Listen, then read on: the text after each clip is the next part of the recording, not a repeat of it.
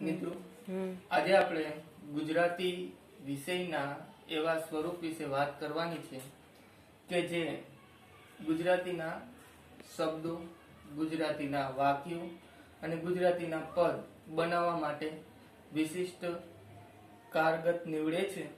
તો આજે એવા ટોપિક વિશે આપણે આજ ભણાવી જઈ રહ્યા છીએ, જે સ્વર અને વ્યંજન તેનું નામ છે. આજનો ટોપિક છે સ્વર અને વ્યંજન. હવે મિત્રો સાંભળો, સ્વર અને વ્યંજન ગુજરાતીમાં જ્યારે પણ આપણે કોઈ પણ ભાષા બોલતા હોઈએ છીએ તેમાં મુખ્યત્વે કોઈ વધારે પડતી જરૂરિયાત હોય તો શબ્દોની છે. શબ્દો કઈ રીતના બનતા હોય છે? શબ્દો બનવા માટે અલગ અલગ ધ્વનિઓનો ઉપયોગ થાય છે. આ ધ્વનિઓ એટલે શું? ધ્વનિઓ નાના નાના શબ્દોથી બનેલી એક એવી વાક્ય રચનાઓ છે જેનાથી આપણા વિચારો એકબીજાને આપણે આપલે કરી શકીએ છીએ. તો આપણે પણ જે પણ શબ્દો બોલીએ છીએ એ ધ્વનિઓ દ્વારા બોલીએ છીએ, ને કોઈ પણ શબ્દ છે એ સ્વતંત્ર હોતો નથી. જેમ કે કોઈ પણ વ્યંજન, વ્યંજન શબ્દ એક એવો છે કે જેમાં સ્વર વડે જ તેનું આખું રૂપાંતર થતું હોય છે. તો આપણે આજે સ્વર વ્યંજન વિશે થોડીક વાતો કરીએ. તો સ્વર અને વ્યંજન ની વ્યાખ્યા તમને કહું તો કે ભાષાનો નાનામાં નાનો એકમ એ ધ્વનિ છે. ભાષાનો નાનામાં નાનો એકમ ધ્વનિ. ધ્વનિ એટલે અવાજ. કોઈ પણ વ્યક્તિ, કોઈ પણ પ્રાણી જગતમાં અવાજનું ખૂબ મહત્વ છે. અવાજ દ્વારા પોતાની લાગણીઓ દર્શાવતા હોઈએ છીએ. આ ધ્વનિ અવાજમાં જ્યારે પણ વ્યંજન ભળે, સ્વર સાથે તેનું રૂપાંતર થાય ત્યારે તે એક શબ્દ તરીકે વિશિષ્ટ પ્રકાર લેતો હોય છે. તો કહેવામાં આવ્યું છે કે ભાષાનો નાનામાં નાનો એકમ ધ્વનિ છે. આ ધ્વનિઓને સ્વર અને વ્યંજન તરીકે ઓળખવામાં આવતો હોય છે. તો આપણે જોયું સ્વર વ્યંજન વિશે વ્યાખ્યા કે ભાષાનો નાનામાં નાનો એકમ ધ્વનિ છે. તો ધ્વનિઓ ભેગી થાય ત્યારે સ્વર અને વ્યંજનનું રૂપાંતર થતું હોય છે.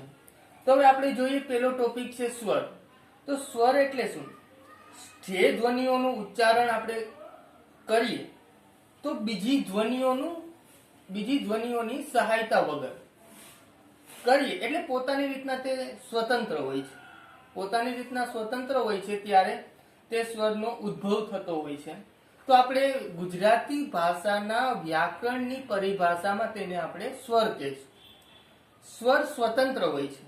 તે કોઈ સાથે જોડાયા વિના તે પોતાનું સ્વરૂપ છે એ આપતું હોય છે અને તે સ્વર એ સ્વતંત્ર તરીકે કાર્ય કરતું હોય છે. તો ગુજરાતી ભાષાની અંદર સ્વરોની સંખ્યા 11 છે. હા, અમુક વ્યક્તિઓ દ્વારા તેને અલગ મંતાતરો છે. અમુક વ્યક્તિઓ તેને 13 કહે છે, અમુક વ્યક્તિઓ તેને 11 કહે છે. તો આપણે પેલા શરૂઆતમાં જે સ્વરો 11 આપેલા છે તેના વિશે થોડીક માહિતી લઈએ. તો કથિજ્ઞ અને સાથોસાથ સ્વર. કથિજ્ઞને તો આપણે વ્યંજન તરીકે ઓળખવામાં આવ્યો. તો આ સ્વર 11 ક્યાં ક્યાં? તો હું તમને એના વિશે થોડીક માહિતી આપું. એમાં સ્વરો છે, પેલો શબ્દ છે અ, બીજો આ, ત્રીજો ઈ, ચોથો ઈ, પાંચમો ઉ, છઠ્ઠો ઉ, સાતમો રૂ, આઠમો એ, નવમો ઐ, 10મો ઓ, 11મો ઔ. આ પ્રમાણે 11 સ્વરોની વાતો મેં તમને જણાવી. અમુક વ્યક્તિઓ જે 13 સ્વરો માને છે એમાં 2 સ્વરો આપણે જ્યારે એડ કરીએ છીએ એ 2 સ્વરો છે અમ અને અહ. આ 2 શબ્દો જોડાય ત્યારે એ 13 સ્વર તરીકે રૂપાંતર પામતા હોઈએ છીએ. હવે જો આ સ્વરોના 2 પ્રકાર પડે છે. એ 2 પ્રકારો કયા કયા? એક તો હસ્વ સ્વર અને બીજો છે દીર્ઘ સ્વર.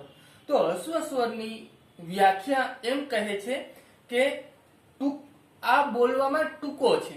જ્યારે આપણે આ હસ્વ સ્વર બોલીએ છીએ ત્યારે ઉચ્ચારણમાં તે ટૂંકો સ્વર તરીકે ઓળખાય છે.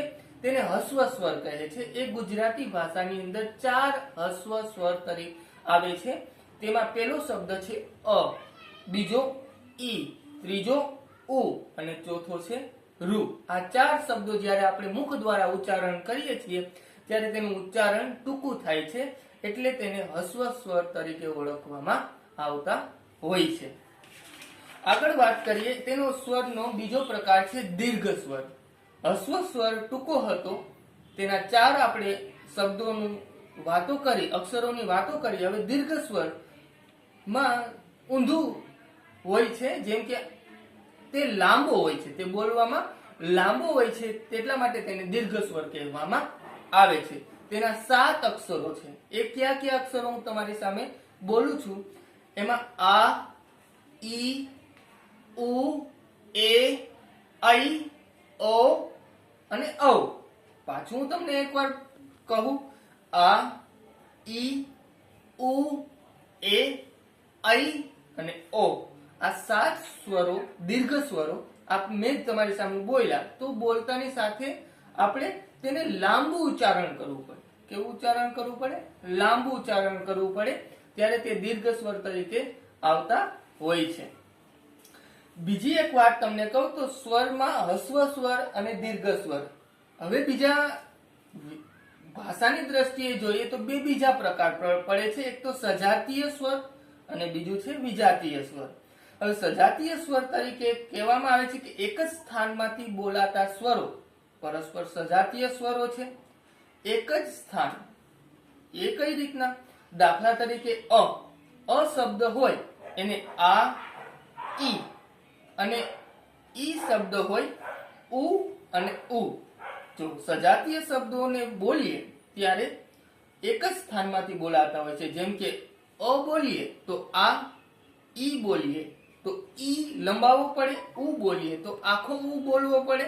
તો આવા શબ્દોને આપણે સજાતીય સ્વર તરીકે ઓળખતા હોઈએ છીએ.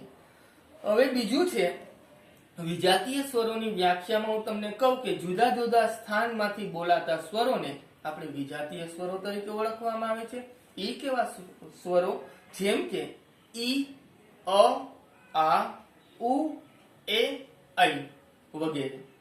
જો આપણે સજાતીય સ્વરમાં જોઈએ તો અ શબ્દ હતો, એની સાથોસાથ આ આવ્યો, ઈ હતો તો આખો ઈ આવ્યો, ઉ તો આખો ઉ આવ્યો. તો વિજાતીય સ્વરમાં તેનું સ્થાન બદલે છે. જેમ કે ઈ, અ, આ, ઉ, એ, ઐ વગેરે. તો આપણે સ્વરો વિશે થોડીક માહિતી લીધી. સ્વરોની સંખ્યા 11 છે. અમુક તેને 13 તરીકે ઓળખે છે, જેમાં અમ અને અહ શબ્દ જોડતાની સાથે એ 13 સ્વરો થાય છે.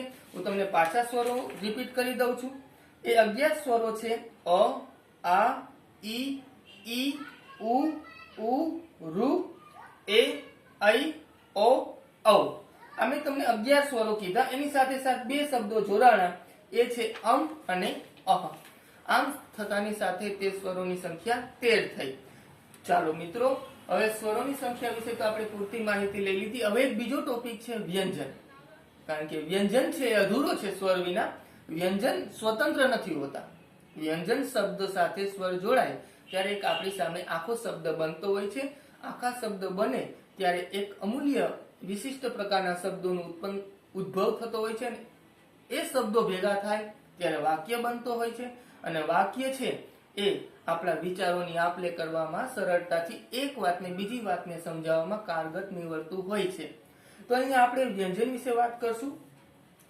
તો વ્યંજનની વ્યાખ્યા એમ કહે છે કે જે ધ્વનિઓનું ઉચ્ચારણ એકલું ન થઈ શકે, એટલે કે પોતાની રીતના તે સ્વતંત્ર ન હોય, પોતાની રીતના તે સ્વતંત્ર રીતના તે સાહિત્યમાં ન આવી શકતા હોય, તેને આપણે વ્યંજન તરીકે ઓળખીએ છીએ. તેને સ્વરની મદદ લેવી જ પડે, પણ કોઈ સ્વરની સહાય લેવી પડે તેને આપણે વ્યંજન તરીકે ઓળખવામાં આવે છે. જે ધ્વનિઓનું ઉચ્ચારણ એકલું ન થઈ શકે પણ કોઈ સ્વરની સહાય લેવી પડે તેને આપણે વ્યંજન તરીકે ઓળખવામાં આવે છે. એવા ગુજરાતી ભાષામાં 34 વ્યંજનો છે. 34 વ્યંજનો છે ક થી જ્ઞ. વ્યંજનના પ્રકાર છે. વ્યંજનના પ્રકાર જોઈએ તો 3 પ્રકારો આપણી સામે વ્યંજનના આવે છે. એમાં પહેલું વ્યંજનનો પ્રકાર છે ઘોષ વ્યંજન. પાછું હું તમને એકવાર કહી દઉં, ઘોષ વ્યંજન.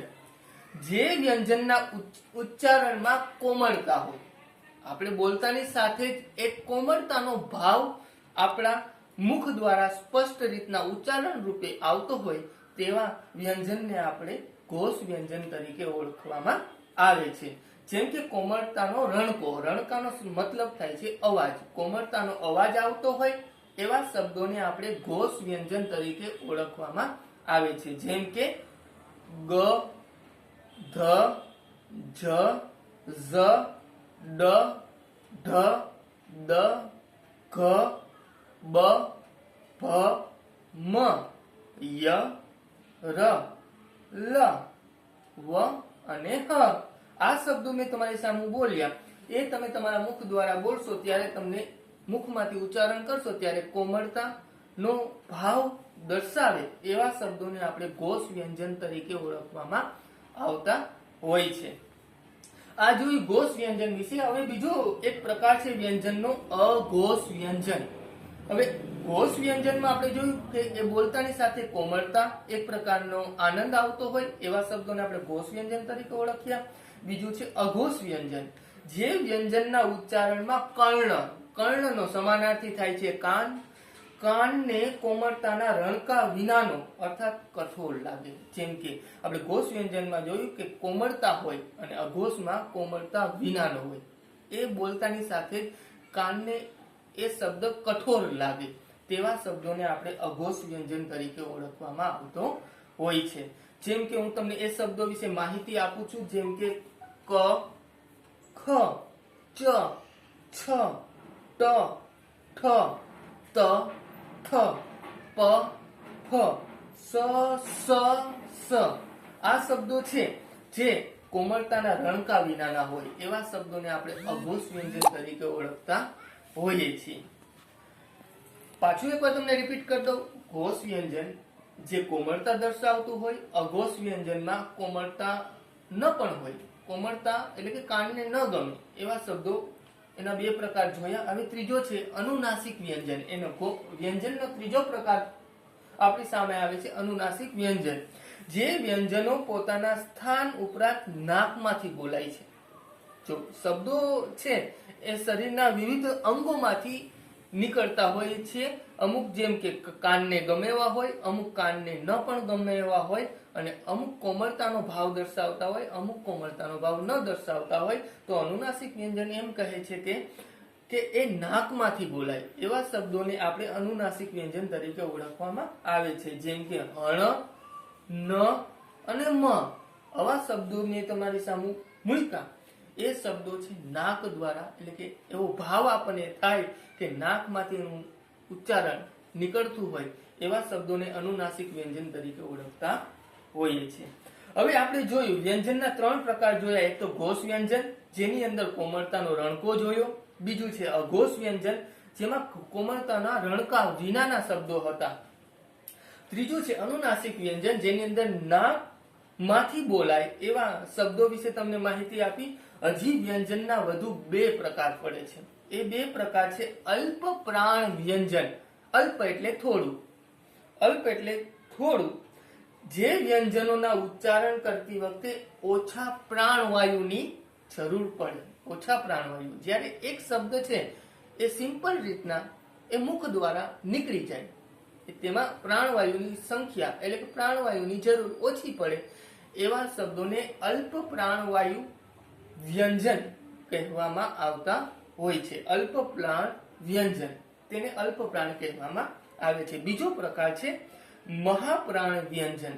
હવે મહાપ્રાણ વ્યંજન જે વ્યંજનોના ઉચ્ચારણ કરતી વખતે વધુ પ્રાણવાયુની જરૂર પડે તેને મહાપ્રાણ વ્યંજન તરીકે ઓળખવામાં આવતા હોય છે. અલ્પ એટલે થોડું, મહા એટલે વધારે. આપણે પેલા પ્રકારમાં જોયું અલ્પ પ્રાણ વ્યંજન, ઓછા શ્વાસોશ્વાસની જરૂર પડે અલ્પ પ્રાણ, તેને અલ્પ પ્રાણ વ્યંજન કીધા. મહાપ્રાણ કે જેમાં એ શબ્દનું ઉચ્ચારણ કરતી વખતે એ વધુ પ્રાણવાયુની જરૂર પડે તેને આપણે મહાપ્રાણ વ્યંજન તરીકે ઓળખવામાં આવે છે.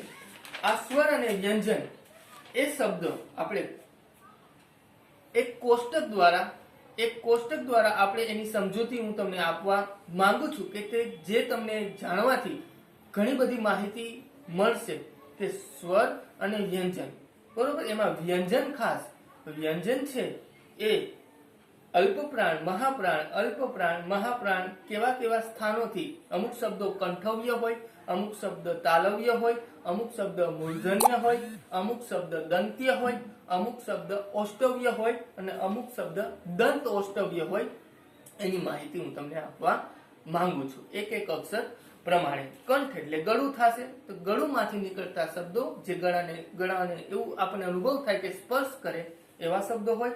તાલુ, તાલુ એટલે તાલવ્ય, તાળવાને સ્પર્શ કરતા હોય એવા શબ્દો હોય, તેને તાલવ્ય કીધું. મૂર્ધન્ય, તો આપણી જીભ છે એ તાળવાને સ્પર્શ કરે એને મૂર્ધન્ય કીધા. દંત એટલે કે આપણી જીભ છે દાંતને સ્પર્શ કરતી હોય એવા શબ્દો નીકળતા હોય એને આપણે દંતવ્ય કીધા.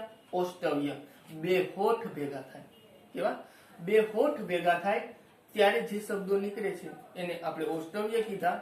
દંત ઓષ્ટ એટલે દાંત છે એ હોઠને સ્પર્શ કરે તેવા શબ્દો છે એને આપણે દંત ઓષ્ટક કીધા. તો ચાલો મિત્રો હવે આપણે આ કોષ્ટક દ્વારા એ આકૃતિની સમજૂતી મેળવીએ.